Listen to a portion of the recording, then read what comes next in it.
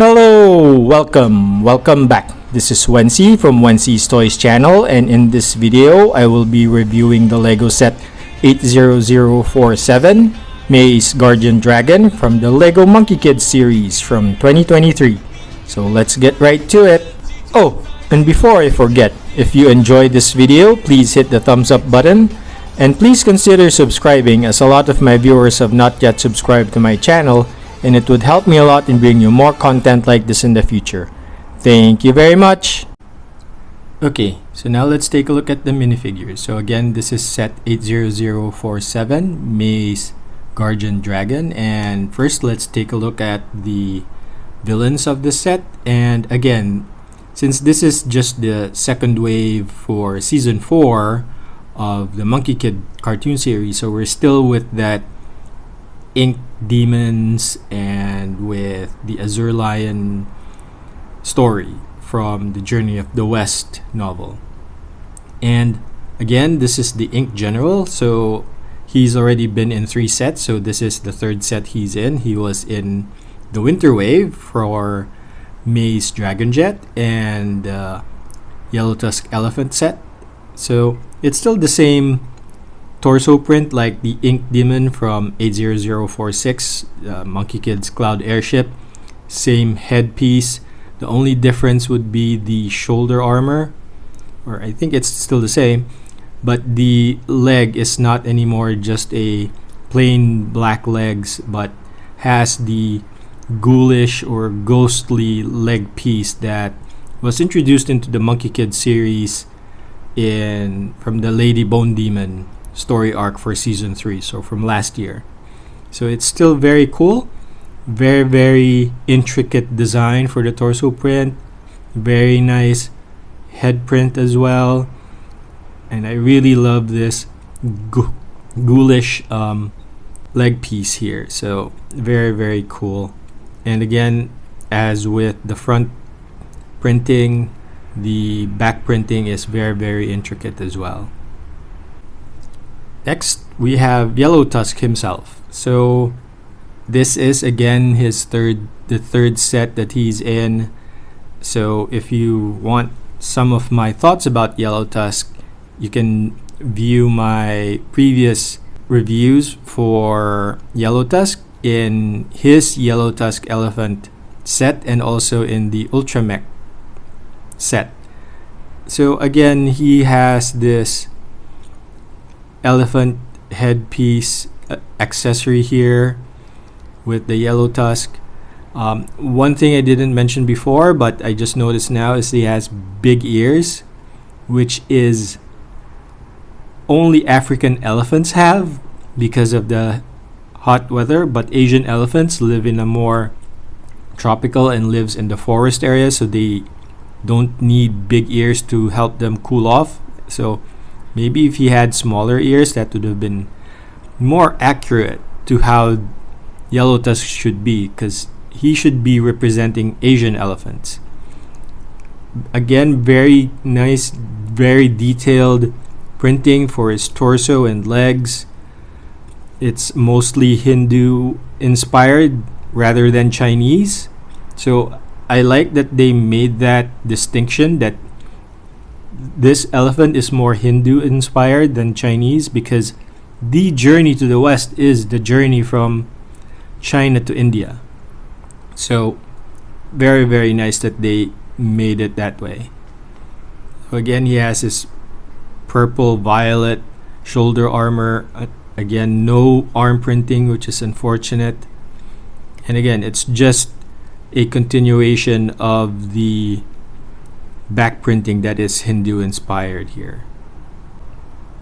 Okay, so now let's move on to the heroes of this set. So first, I'll show you the exclusive minifigure of this set, which is Tang's power-up armor.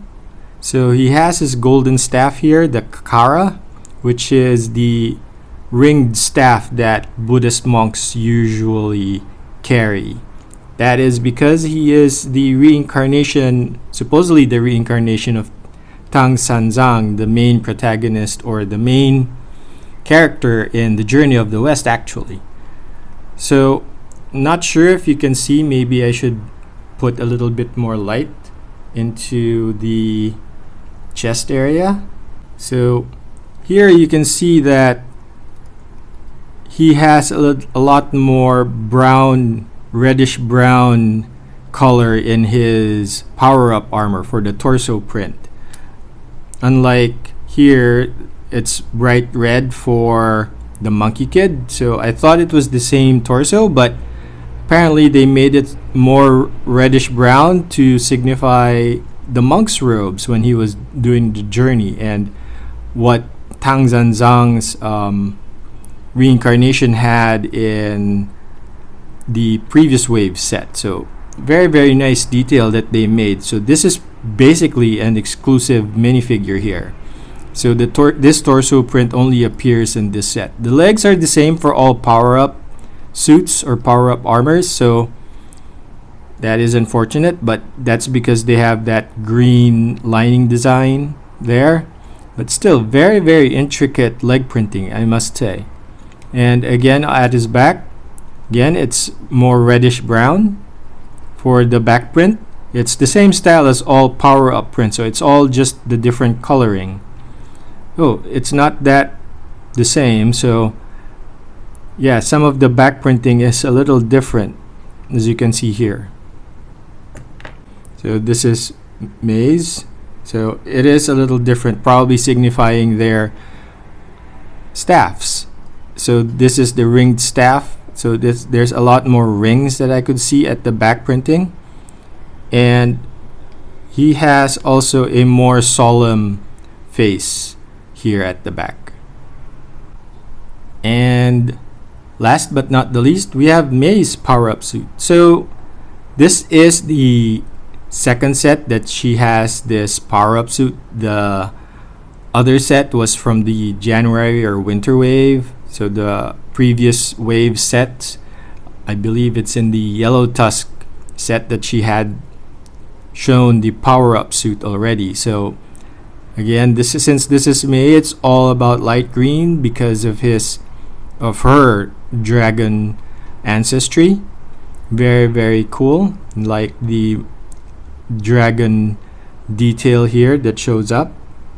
And again, since she is of dragon descent, so it shows more like the dragon spine at the back here, like what you would see for most Asian dragons. And of course, she has a secondary angry face. So the front is smiling, the back is angry.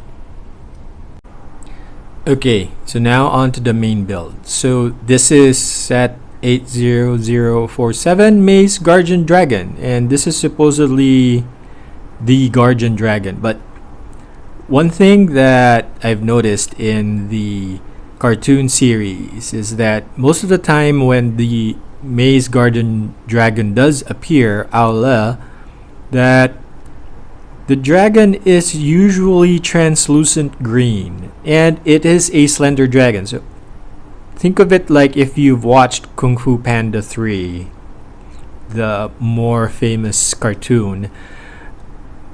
The dragon that Po manifests is more a translucent gold, right? So most Chinese spirit dragons appear translucent. So I'm not sure where this more mechanical dragon appears, because it hasn't appeared yet in season 4 from all the episodes that I've watched, even in the 4 special.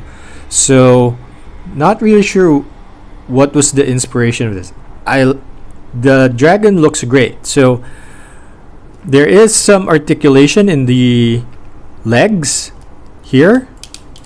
Unfortunately, there's no elbow, so it's just the ankles here, even at the back. So it's just up, down, and you can probably splayed the hind legs here and move the feet here. But yeah, it's a lot more, it's sturdy. It is sleek. So like most Asian dragons, it is slender and thin.